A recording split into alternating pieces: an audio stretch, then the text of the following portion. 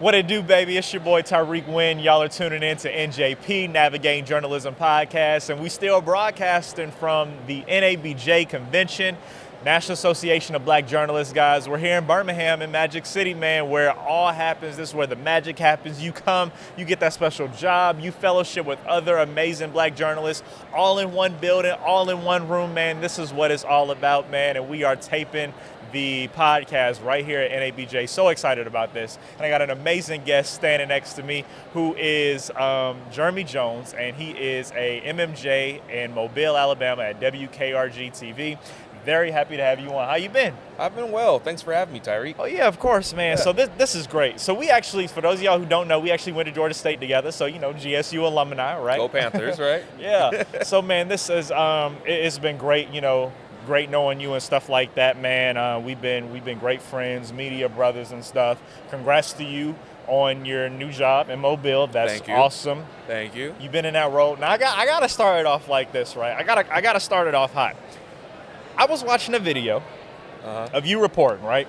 You was reporting. You already know where I'm going with this. Jeez. You was doing your live shot, and then there were gunshots in the background of the live shot, yo. I remember you posted the video. You actually went viral for this. I did. This was crazy. I mean, I was scared for you. Like, just watching it, I was like, what is going on? Like, so what was going through your mind within that moment? Because you were covering a crime story. So yes. So the original story was that two people were shot on Chin Street in Mobile. Yeah. And where that is, it's near the neighboring city, Pritchard, Alabama. So Pritchard, you know, kind of more gun violence over there. So when I was on Facebook, first of all, I didn't know we were on Facebook. I did not know we were live at all when I was covering the shooting. Yeah. So what was going through my mind is like my photographer, Arnell, he's saying, okay, Jeremy, let's go ahead and knock out your look live because my producer, Mike, wanted to look live for the 10 o'clock. I said, yeah, we'll knock out the quick look live. So I turn on the microphone, I get ready, and then you hear pow, pow, pow, pow, pow. That was the first round of gunfire, right? So then I take a step back, I look to the side, and I go, okay, and then I turn back, and I'm like, all right, we're gonna continue. Well, you still stand? You ain't running? I didn't. Out. Man, what? Most people would have ran. For some reason, I decided to stay and get the job done. I don't know, but what was going? You were a determined journalist. I applaud that. You determined because I'd have been a scared journalist. But yeah, go a lot ahead. of people were scared. My competition, the competing station, Fox 10 WALA. My friend Ariel, she was like, we're leaving, and I was like, I would leave too, but I decided to stay. And what was going through my mind was like, as long as the gunfire isn't near me, I think I should be okay. Yeah. Because where the shots were fired was like it was pretty close, but it was in the like 2 or 3 blocks down. And then you heard a car like scurry off. So I think it might have been a drive-by. We don't know yet. But you can see me in the video, like, you know, trying to duck, crouch down just to make sure that the bullets weren't coming in my direction. And every time I tried to do the report, more gunfire. So honestly, Tyrik, I don't know what was going through my mind. I should have ran because it was pretty scary. Yeah. But you know, one good thing that came out of this whole viral video, the Mobile Police Department loves me. They have mad respect for me because they said, Jeremy, you went to Chin Street and you stayed because they said Chin Street, it happens there almost every day. So this that's was the nothing. hood. Chin Street is the hood. Okay. Chin Street is the hood. Wow. Chin Street, Butt Street, that whole neighborhood over there. That was my first time going over there to cover a shooting. And so I was like, all right, same story, different day. Someone has been shot, unfortunately. And, you know, that's a lot of stories that us journalists cover is the crime story. So I didn't think anything of it because every time I've covered a shooting in Mobile, there's always gunfire in the background because something else is happening. So I really wasn't, like, too scared. But I think what terrified me a bit more was the fact that, like, they were so close. The gunshots were so close. Yeah. And then you see me ducking, I turn around, I knock out the look live, and I'm like, all right, let's get out of here. And let me tell you, the memes have been so hilarious. People have found my Facebook, made memes of me, have made screenshots.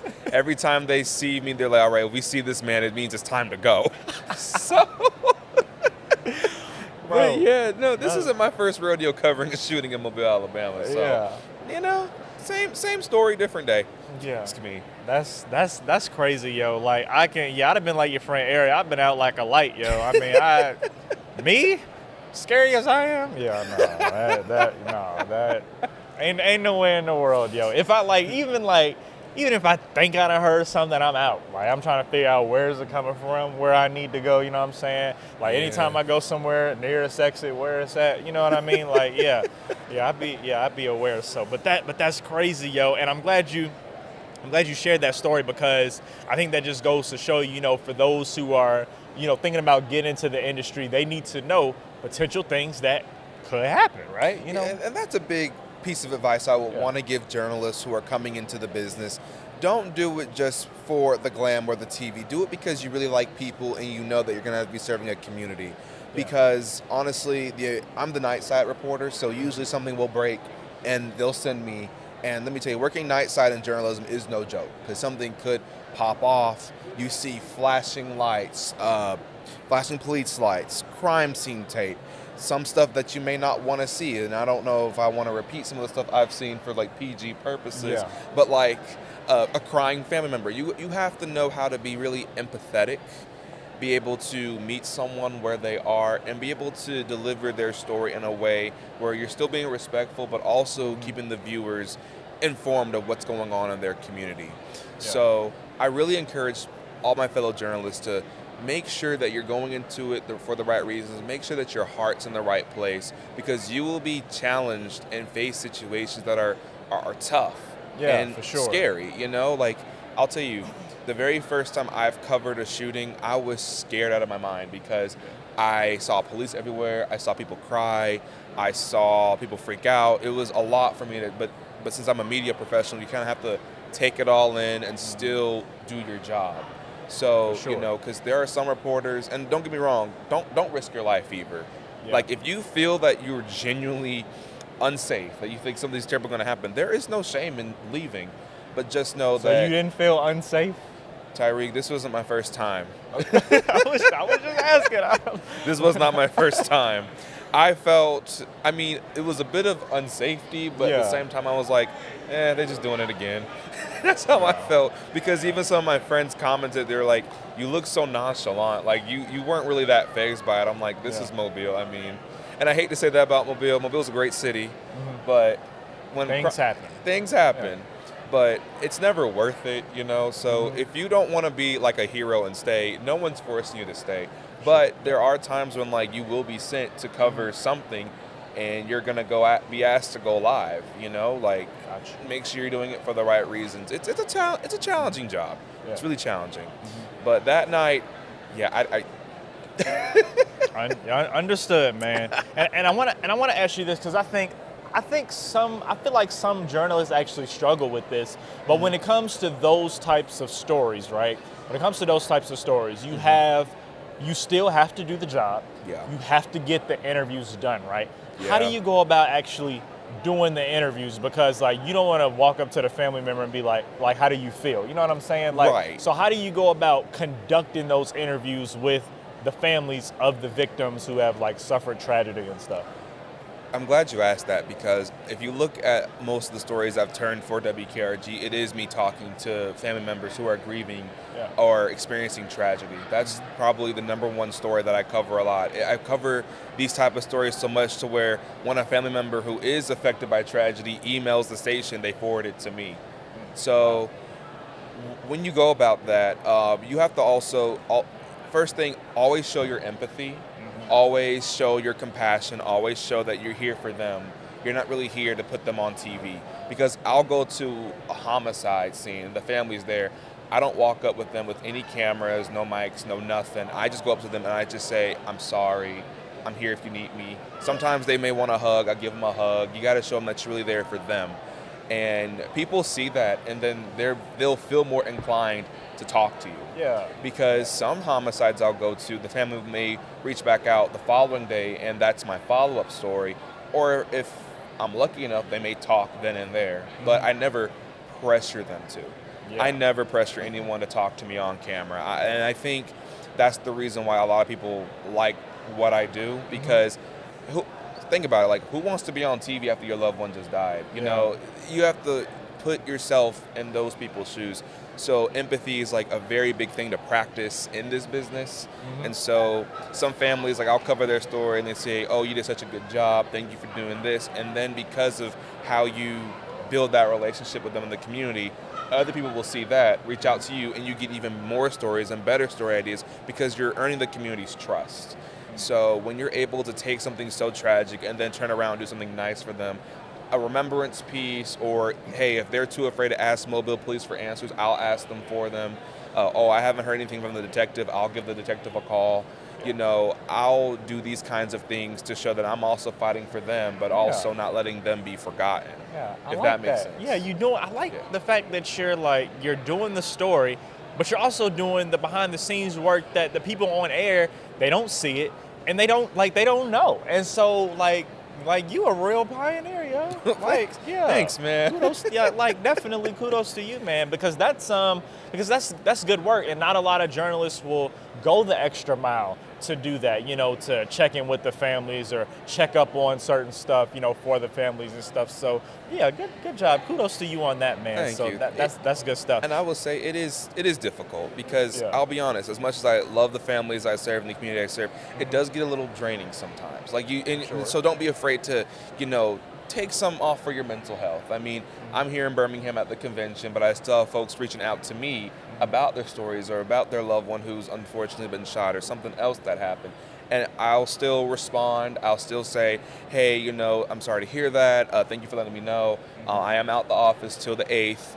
So, boundaries. Set those boundaries, but also show them that you care. Because even though I'm not at work, people will still text and call, and I'll still respond.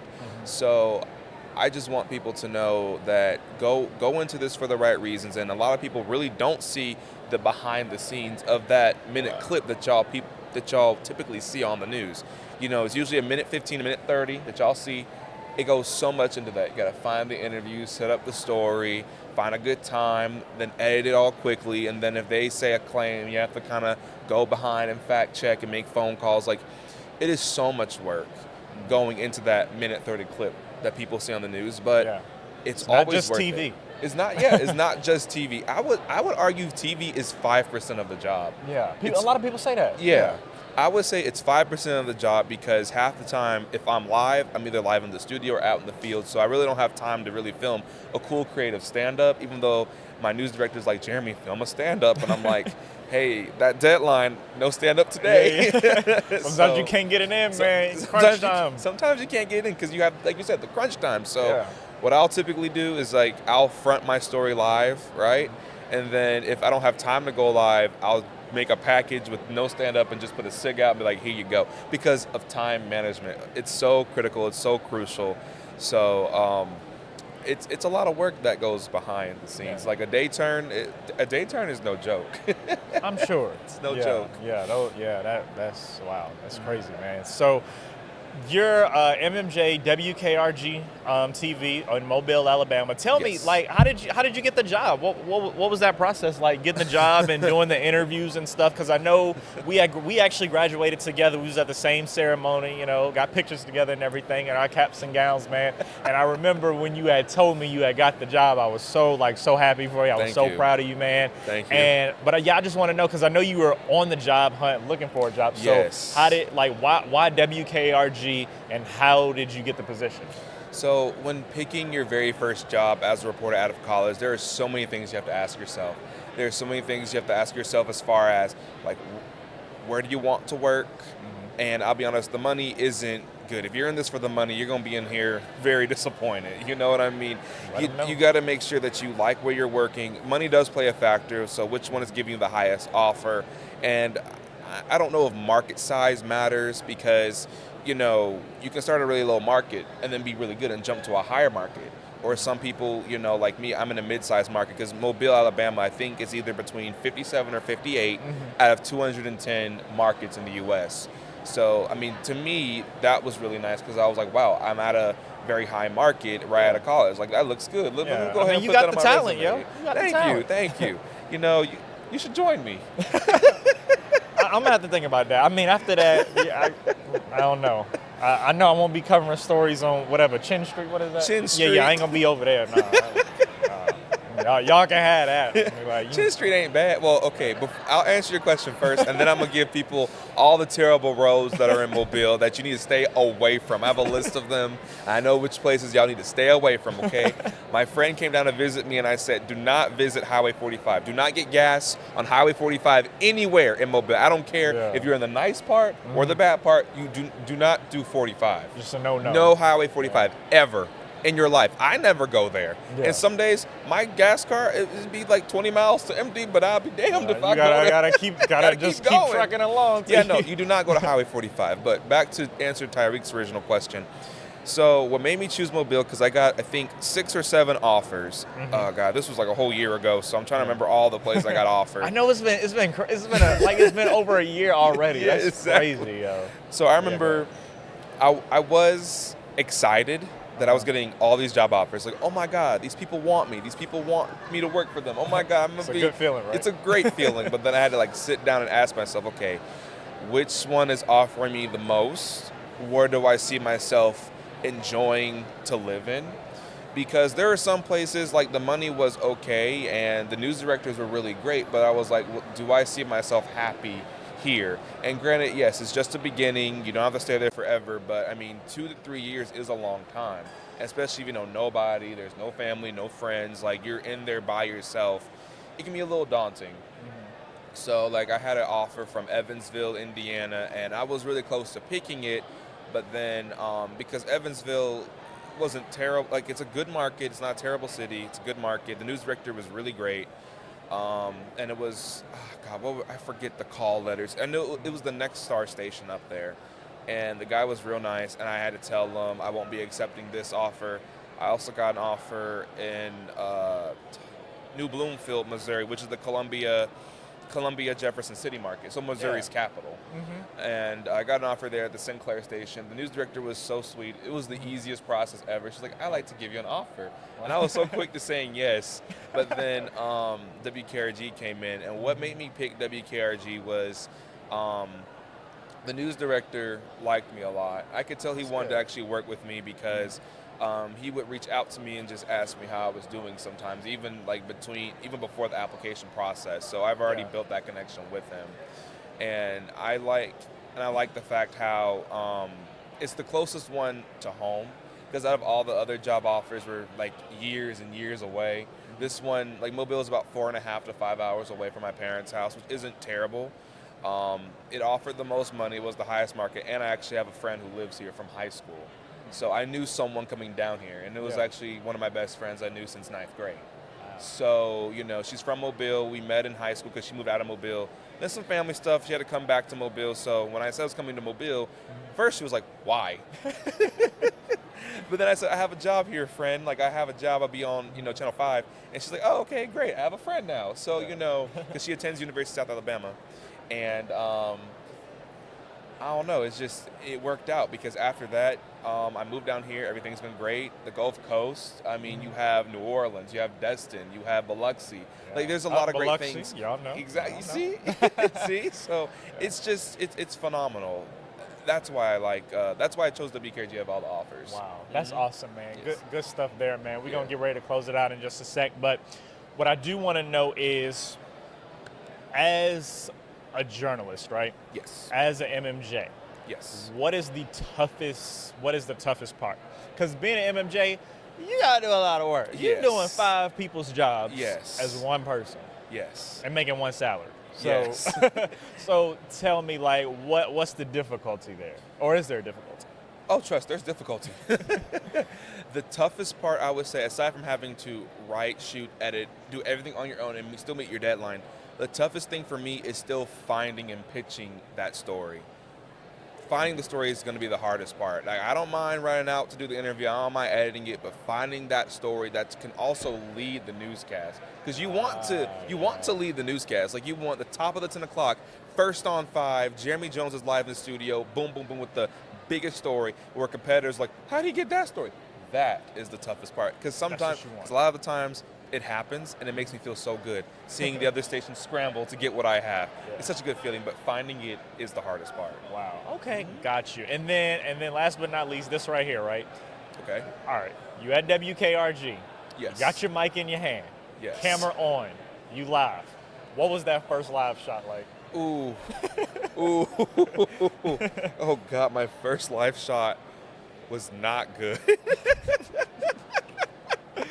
Oh, man, it was so bad, man. Hey, so what happened? Like, we want to know. Okay. So what happened was I remember my producers edited my script completely different than what I said. I didn't get the script until like a minute before the live shot. Oh, so I'm dang. over here like getting this brand new script. My producer's telling me stand by in the booth. So I'm over here like, this is not how I speak. So I remember I grabbed the mic, I started reading it, and I sound like a complete buffoon because that's not how I talk. And I was so afraid to say something that wasn't right because you don't want to break the rules or whatever. I'm brand new. This is like my second day. And this is not even in the studio where I have the nice teleprompter to help me. This is out. I'm out in the field having to remember what I wrote. And yeah, it was bad, man. I was stuttering, stammering over my words. And I forgot what I said so bad. I just had to toss it back to the studio. That clip will never be aired. I cannot show that. That was such a bad live Bro, shot. we want the clip. We want to put it on NJP, man. I don't want to give people more ammunition, okay? There's already that stupid video of me trying to duck some gunshots going viral. I don't need people coming after me after that first live shot. Yeah, Tyrik, I did not know you were going to ask me that. God, I'm cringing so hard at it. Listen, man, look, this NJP Navigating Journalism podcast where nothing is off the table. We talk about everything. And I get it. You know, we want answers. We want transparency. We're journalists, right? Exactly. But, and we journalists. I'll go on record and say y'all are not seeing that clip. I'm sorry. Don't worry. I'm going to find the clip. Because as a journalist, we do investigations, you know what I'm saying? We do research. This is our job. So I will definitely find the clip. And when I find it, I'm airing it. Okay, now. All right, now. I'm just kidding. I ain't gonna do you like that, man. But man, this was great, man. Appreciate you so much, for joining us on NJP Navigating Journalism podcast. This was great. You were able to educate the viewers on a lot of great things within the industry and stuff. Yeah. And I believe I think you're the first like MMJ that we've had on the show. Really? Yeah. Because we've had other journalists like print journalists and stuff like that. So you're like the first news TV station MMJ that we've had on. So yeah, breaking records for NJP. Look at you. Awesome. Thank y'all. Yeah, Thank man. you, Tyrik. So yeah, guys, thank you guys so much for watching this episode of NJP Navigating Journalism podcast. Man, we are broadcasting from NABJ, National Association of Black Journalists Conference, right here in Birmingham, Magic City, baby. Y'all already know what it is. Appreciate y'all so much for tuning in. See y'all next time.